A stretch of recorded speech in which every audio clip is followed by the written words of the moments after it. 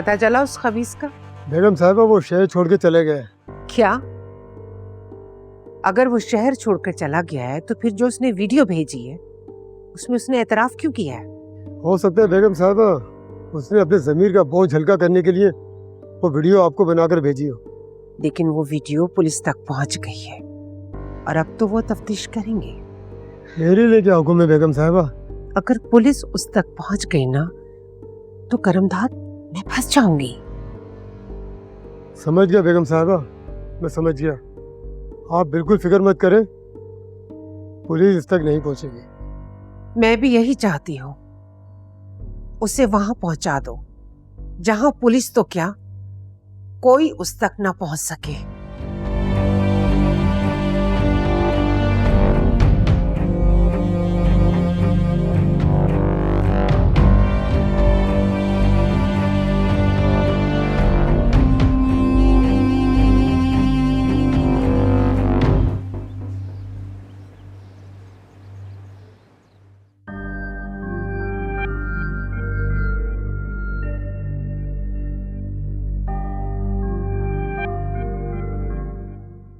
पानी बना रहे हैं, पानी पानी पानी। ले पी पानी, प्यास बुझा। लेकिन ये बता, और क्या कुछ किया है तूने अरविंद बेगम के लिए? मैंने कोई काम नहीं किया, इस काम के अलावा कुछ और नहीं किया। अगर तूने कुछ नहीं किया तो उनसे तेरा राब्ता कैसे हुआ? एक दिन वो ऑफिस आई थी, कहने लगी कि जरूरी काम है, अच्छे पैसे मिलेंगे।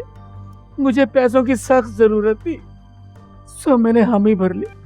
मुझे माफ कर दे, मेरे छोटे छोटे बच्चे मर जाएंगे, मुझे माफ कर दे। तू फिक्र मत कर, उनके राशन पानी का इंतजाम हो गया है, वो आराम से हैं और महफूज हैं, समझा?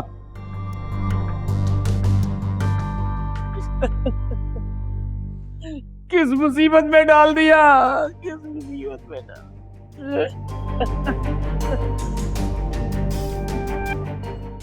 और कितने दिन रखना होगा इसको यहाँ?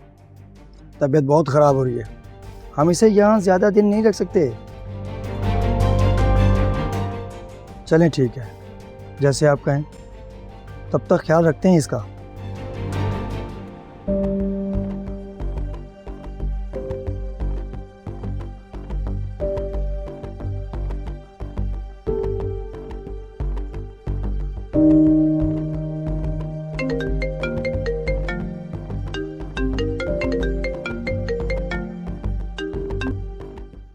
क्या मसला क्या है तुम्हारे साथ? अब क्यों कॉल कर रही हो? हनान मेरी बात सुन लो। मुझे तुम्हारी कोई बात नहीं सुननी, एंड प्लीज आज के बाद मुझे फोन मत करना।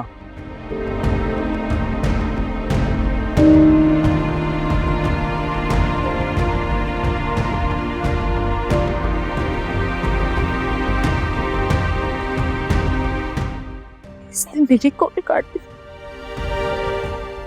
मेरी कॉल काट दी इसने। बस छोड़ूंगी नहीं, मैं इसे जान से मार दूंगी। आप खाना खा लें।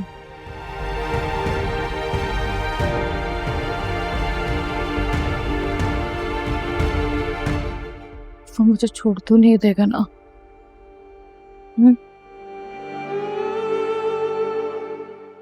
उसने मुझे छोड़ दिया था।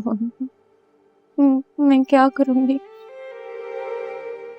पहले आप खाना खा लें, फिर मेडिसिन भी खानी है आपको। दफा हो जाओ यहाँ से, दफा हो जाओ यहाँ से। अस्पर साहब ने कहा था कमरे में ही रहना। मैं कह रही हूँ ना, दफा हो जाओ। उठाओ, जल्दी करो, उठाओ इसे।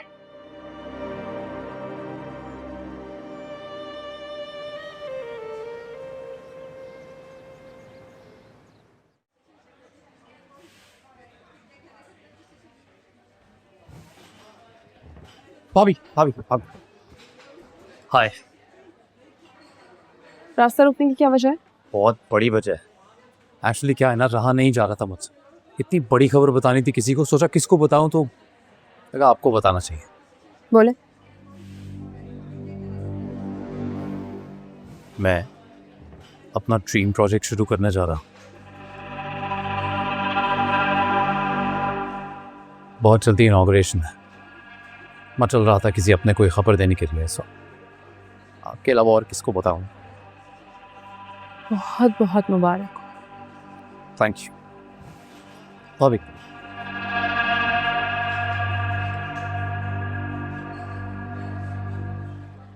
नहीं, वो मैं सोच रहा था कि ऐसी मुबारकबाद का क्या फ़ायदा जो ज़ुबान से निकले लेकिन आंखों में दिखाई ना दे। खुश नहीं लग रहे हैं। बुरी फितरत है ना तुम्हारी। तुम्हें लगता है जैसे तुम किसी की खुशी में खुश नहीं होते वैसे कोई तुम्हारी खुशी में भी खुश नहीं होगा, लेकिन ऐसा नहीं है। ट्रस्ट में मैं बहुत खुश हूँ तुम्हारे लिए, क्योंकि जितना तुम ऊंचा उड़ोगे तुम्हें मुंह के बल गिराने में उतना ही मजा आएगा।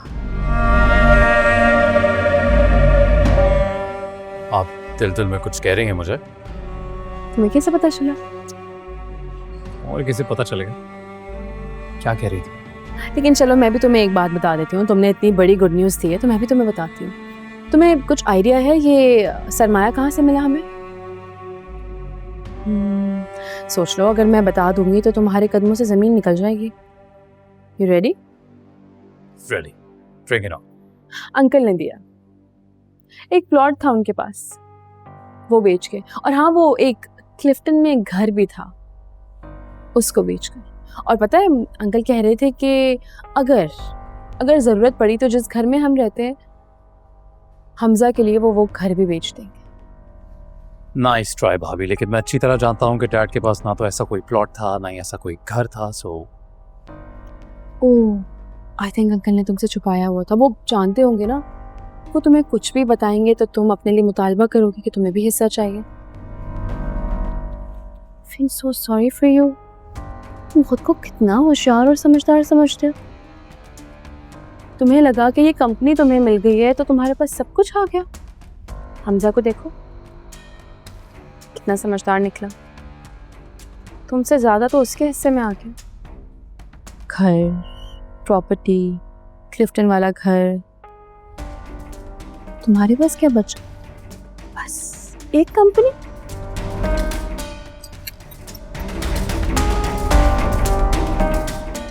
देखते हैं किसके पास क्या रहता है, देखते हैं।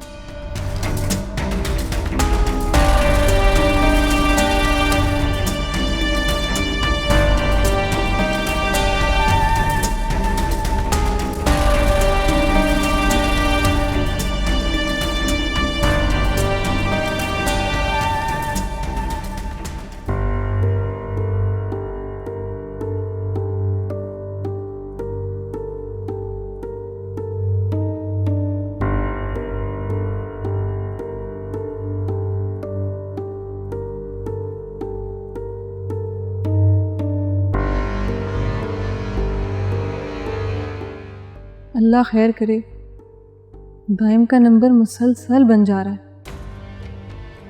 पहले तो कभी ऐसा नहीं हुआ। कहीं मामा ने तो उसके साथ कुछ नहीं किया? नहीं, मामा को तो उसके घर का नहीं पता, तो फिर नंबर क्यों बन जा रहा है इसका? अल्लाह करे ठीक हो।